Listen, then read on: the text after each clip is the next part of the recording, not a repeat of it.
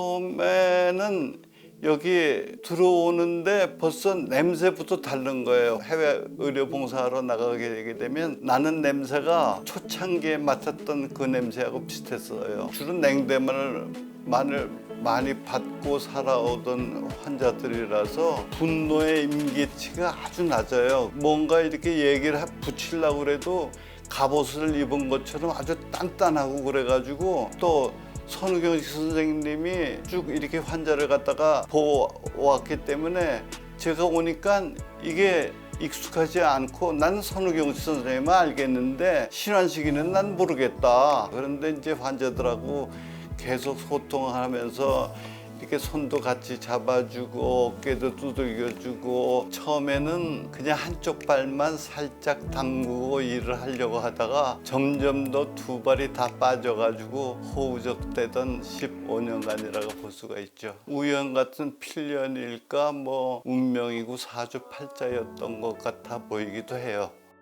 저는 요셉 의원에서 봉사를 하고 있는 신완식입니다.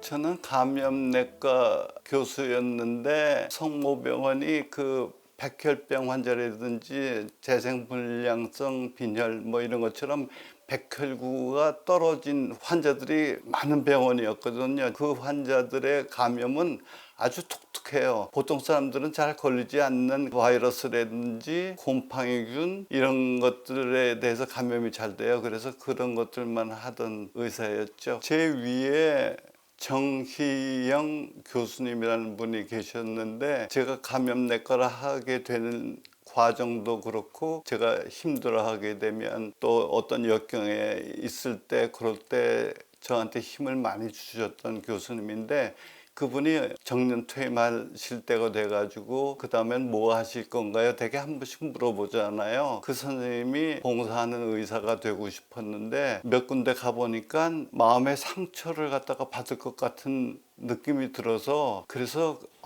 봉사하는 것도 때가 있는 거구나 그런 느낌을 받게 됐어요. 교수직을 갖다가 계속해서 하는 것보다는 어떤 기회가 주어진다면 조금 일찍 조기 퇴직을 해가지고 제가 하고 싶은 일을 갖다가 해야 되겠다. 그때 그런 생각을 갖게 되었죠. 선우경식 선생님이 선정하셨다는 말씀을 듣고 그 다음 해 2009년도 3월 달에 여기 와서 봉사를 하기 시작했습니다. 처음에는 그냥 한쪽 발만 살짝 담그고 일을 하려고 하다가 점점 더 두 발이 다 빠져가지고 호우적대던 15년간이라고 볼 수가 있죠. 우연 같은 필연일까 뭐 운명이고 사주팔자였던 것 같아 보이기도 해요. 제가 여기 올 때 여기 계시던 신부님이 추기경님을 만나 뵈라고 그러세요. 정진석 추기경님도 지금 선정하셨지만 그 당시에 계셨었는데 말씀하신 게 두 가지가 생각이 나요. 첫째는 집사람이 가는 걸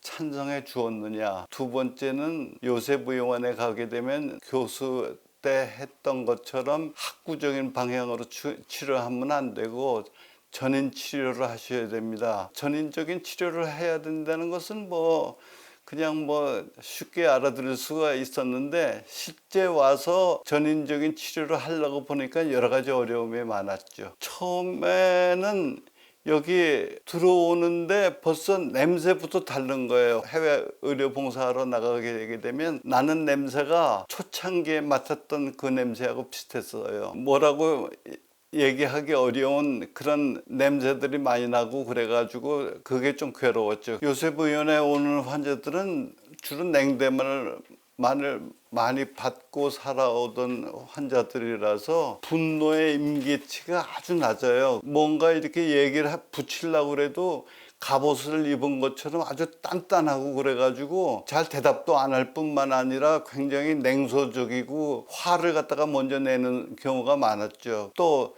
선우경 선생님이 쭉 이렇게 환자를 갖다가 보았기 때문에 제가 오니까 이게 익숙하지 않고 난 선우경식 선생님은 알겠는데 신환식이는 난 모르겠다. 선우경식 선생님이 주신 약을 먹고 여태까지 잘 살아왔으니까 약도 하나도 바꾸지 말고 그대로 약을 그대로 달라. 그래가지고 제가 당황한 적이 많이 있었어요. 그런데 이제 환자들하고 계속 소통하면서 이렇게 손도 같이 잡아주고 어깨도 두들겨주고 아 그랬어 그거 참 이상한 일이네 그렇게 하고 환자의 입장에서 이렇게 얘기를 해주고 그러게 되면 환자들이 또 눈물을 갖다가 이렇게 울컥 해가지고 나를 갖다가 이렇게 대접해 주는 데도 있구나 하고 자존감이 생긴다고 그럴까요? 뭐 그런 게 느껴지는 것 같아요. 만성 질환자들이 굉장히 많죠.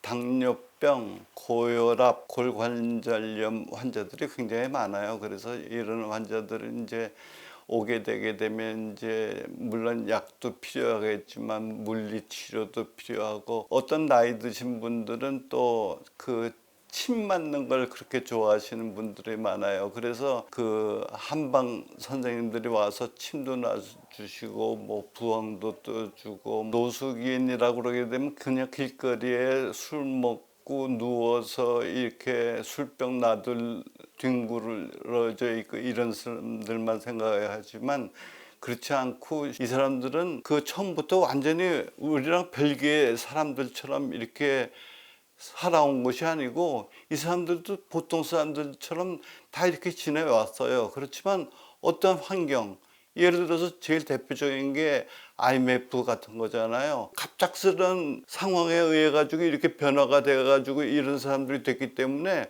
이 사람들을 갖다가 다시 사회의 일원이 다시 될 수 있도록 그 중간에 이분들이 아프게 되게 되면 그런 일을 갖다가 할 수가 없잖아요. 자기가 다시 사회에 복귀할 수 있는 기회를 그것마저도 줄 수가 없으니까 그런 시간을 저희들이 벌어준다라고 저는 생각하고 환자들을 갖다 치료해 드리고 있죠. 어떤 분들은 그렇게 해서 번 돈을 가지고 저희들한테 또 기부도 하고 가요. 그동안 치료들을 잘 받았습니다. 그 덕에 제가 나와서 사회에 복귀하게 돼서 좀 버는 돈이 있는데 좋은데 저희들보다 못한 사람들을 위해서 좀 써주세요. 이렇게 편지를 써서 해주는 사람들도 있고요. 인터내셔널 에이드라는 단체가 있는데 그쪽에 치프가 한번 왔었어요. 전문의들로만 이루어진 그런 이런 공동체를 갖다가 외국에서는 본 적이 없다. 시스템이 참 잘 되어 있다. 치과도 굉장히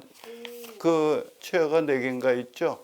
파노라마 찍는 엑스레이도 있어요. 여기 웬만한 그 치과 의원보다 시설이 어떤 치과 선생님은 자기 병원보다 더 좋다라고 얘기하시는 분도 계세요. 그 선우경식 선생님이 얼마나 그 선견 지명이 있었고 또 얼마나 노력을 많이 해놨으면은 이런 시스템을 갖다가 구축해 놓을 수 있었을까. 항상 그분이 그런 거에서는 참 대단하셨던 분이다. 지금도 존경스럽고 그런 생각이 많이 듭니다. 학생들이 이렇게 와서 봉사하러 이렇게 가끔 가다가 오는 때가 있어요. 그러면 당신은 왜 의사가 되려고 했고 의사를 하게 되면 어떤 의사가 되고 싶고 의사를 한 다음에는 어떤 삶을 살고 싶으냐 꼭 한번 생각을 해봐야 한다. 라는 걸 갖다가 계속해서 얘기해 주고 있어요. 왜 그러냐 하게 되면 인생의 뒷자락에서 자기가 살아온 삶의 궤도를 이렇게 본다게 되면 얼마나 사람들한테 정을 베풀고 어떤 느낌을 받게 살았는지 어떤 사랑을 주고 살았는지 그 인생을 어떻게 살았는지 하는 것이 더욱더 중요한 것이기 때문에 그런 점에 대해서 자기 자신한테 끊임없이 질문을 하라고 얘기하고 있습니다. 어쨌든 저는 나름대로의 열심히 살려고 노력은 제가 했다. 지금 여기 오시면서 보셨겠지만 영등포 일대가 재개발 지역에 들어가 있습니다. 그래서 요셉 의원이 조만간 어디 딴 곳으로 이사를 가야 돼요. 아직도 노숙인들이 많으니까 서울역 쪽으로 가지 않을까 그런 생각을 가지고 있는데 좀 더 제가 일을 해야 되겠죠. 그러려면은 지하철을 잘 탈 수 있는 체력이 계속 있어야 되겠는데 아마 잘 돌봐 주시겠죠.